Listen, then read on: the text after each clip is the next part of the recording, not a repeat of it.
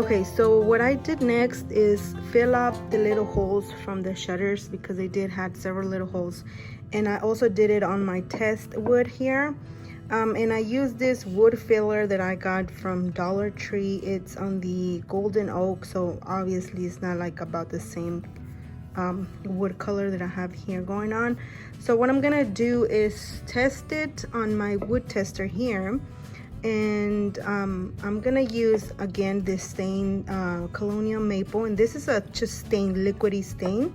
This is a gel stain that I'm gonna go ahead and do as well here. So I'm gonna let this dry, I'm gonna sand it, and I'm gonna use on this side the gel stain and then the liquid stain over here, and to see which one it works better, like which one I prefer, how it looks, depending on how it the wood filler takes it.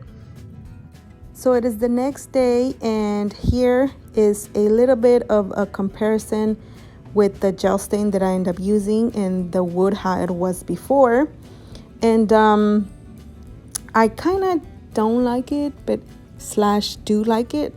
But what I'm gonna end up doing, you guys, is just sanding the shutters because I think it's a little bit too dark of a wood stain color that I use. It was a gel stain, so it gives a thicker consistency to the wood. And the one that I wanted to use was the Colonial Maple, which is this yellow can that I had. But for some reason, whenever I filled the little holes with the wood filler that I had, it didn't took it as the gel stain.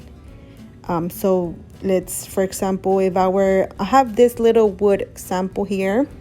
As you can see, the one on the left, I used the yellow can, which is the Colonial Maple, and the one on the right, I used the gel stain, which is the one that I went with at the end because it gave more coverage to those little circle holes that I covered.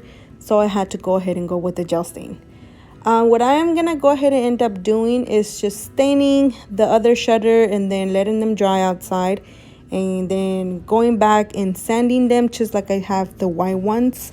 And then the next clip that you're gonna go ahead and see is just whenever I hang them.